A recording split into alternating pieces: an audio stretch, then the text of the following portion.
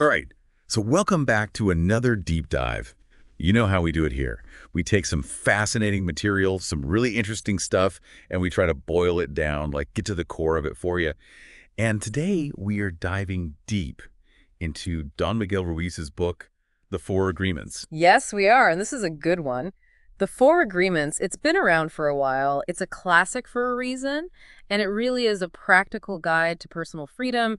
It's based on ancient Toltec wisdom, so we're talking about some deep stuff here. Deep stuff. And I think, for a lot of our listeners who maybe are familiar with the book, they might think, well, I've read it already. Or maybe you've even just heard about it, and you're like, yeah, I know about the Four Agreements. Be impeccable with your word. Don't take things personally, all that. But this is going to be like a real shortcut. We're going to give you the key takeaways, the stuff that can really make a difference in your life. Yeah, absolutely. And the cool thing is, it's not just theory. We're not just going to be talking about some abstract concepts. The Four Agreements, it gives you a real practical roadmap, like a path you can walk to actually get beyond the suffering, the stuff that we all deal with.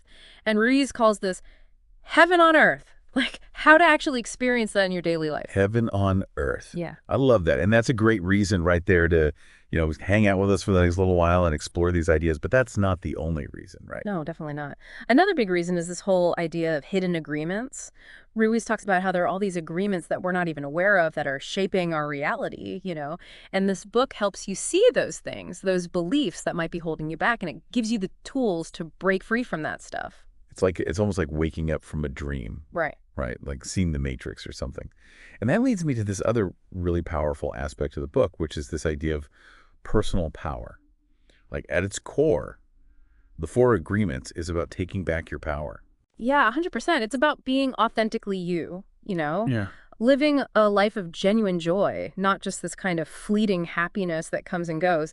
And one of the things that really blew my mind when I first read this book was this whole concept of the dream of the planet. The dream of the planet. Okay, Ah. tell me more about that. So think of it like this, right? It's this shared reality that we all kind of buy into, this collective set of rules and beliefs that our society runs on. Like it's the game we're all playing, but most of us aren't even aware of the rules. Yeah, it's like we get born into this game and we're just handed the rule book without even knowing it. Exactly. And from the moment we're born, our families, our schools, the culture we're raised in, it all starts to program us with the rules of this societal game.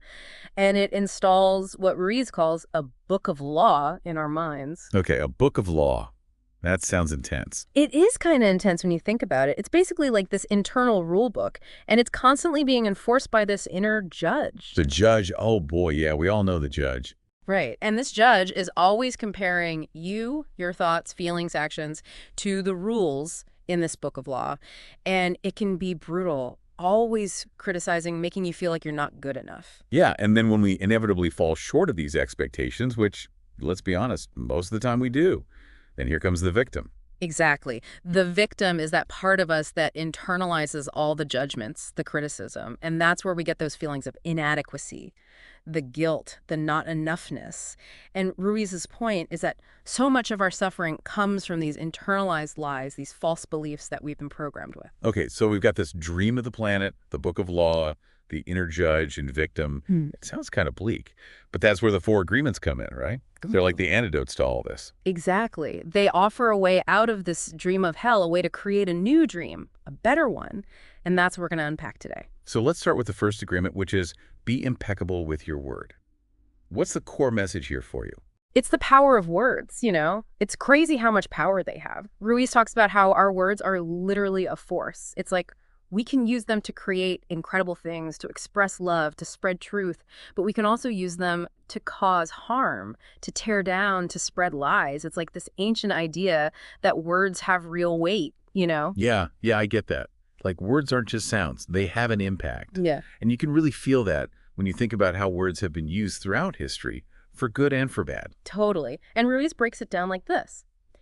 He calls using words for good, for creation, for love, white magic. But then there's the flip side, which he calls black magic.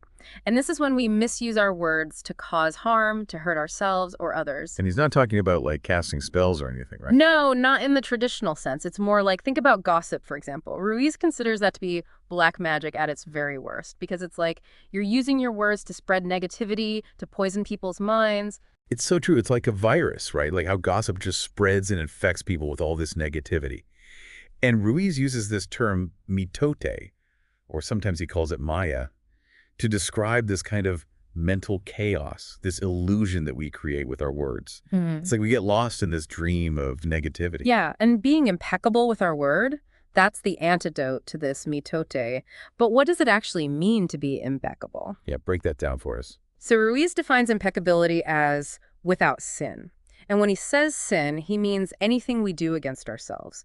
So it's about taking responsibility for our words, making sure they align with truth and love, and not using them to beat ourselves up or put ourselves down. Okay, so it's like being mindful of our self-talk, making sure we're speaking to ourselves with kindness and compassion. Exactly. And it also means being mindful of how we speak to others, making sure our words are coming from a place of honesty and respect.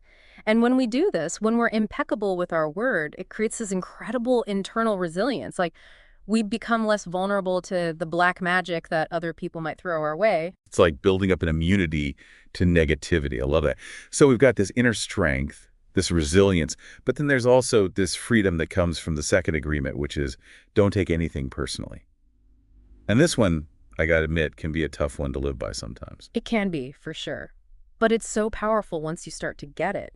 Because Ruiz's point is that at the end of the day, nothing anyone else does is really about you. Wait, what? How can that be? Yeah. People are always doing things to me, saying things about me. I know, it feels that way, right? But what Ruiz is saying is that everyone is living in their own dream, their own reality. And their actions, their words, it's all coming from their own beliefs, experiences, and agreements. So like if someone cuts me off in traffic, it's not actually about me. Nope. It's about their own frustration, their own rush, whatever is going on in their head. It's their stuff, not yours. And same thing with compliments, by the way. Oh, interesting. So when someone says something nice about me, it's more about their perception of me than about who I actually am. Exactly. Both insults and compliments, they're just projections. Right. And when you can see that, you realize that you don't have to take any of it personally. That takes so much pressure off, doesn't it? Like, I don't have to constantly be defending myself or proving myself to others. Exactly. It frees you from all that drama. And Ruiz talks about this in terms of emotional poison. When someone tries to insult you or put you down, they're basically trying to inject you with their emotional poison. But if you don't take it personally, it can affect you. It's like having a shield, right? Like Yeah. their negativity just bounces off. Exactly. And that's how you maintain your inner peace. And then the third agreement, which is don't make assumptions, that goes hand in hand with not taking things personally. Yeah, assumptions. I feel like that's where so much trouble starts, right? Yeah. Like, we think we know what someone else is thinking or what's going on, but we're just making it up in our heads. It's so true. And Reese says that we do this because our minds are constantly trying to make sense of the world. And if we don't have all the information, our minds just fill in the blanks. And often those blanks are filled with our own fears and insecurities. So it's like we create these stories in our heads, Yeah. and then we start believing them as if they're true. Exactly. And that's when we start to get into trouble. We take things personally based on assumptions. We get into arguments. We create all this drama. And the simple solution, Rui says, is to ask questions. Instead of assuming. Yep, just ask. If you're not sure what someone means, ask them. If you're wondering why someone did something, ask them. It's so simple, but it can prevent so much misunderstanding and heartache. It's like communication is key, right? Absolutely. Clear communication, that's the antidote to assumptions. And when we're not making assumptions, we're also more likely to be impeccable with our word because we're speaking from a place of knowledge, not speculation. Yeah, that makes sense. And then the fourth agreement, always do your best. That kind of ties everything together, doesn't it? Totally. This one is like the foundation for the other three, because when you're always doing your best, it's easier to be impeccable with your word, not take things personally, and not make assumptions. But doing your best, that can mean different things to different people, right? Yeah, for sure. And Ruiz makes it clear that your best is going to fluctuate depending on your circumstances. Like, your best on a good day when you're feeling energized and focused is going to be different from your best on a day when you're feeling sick or exhausted.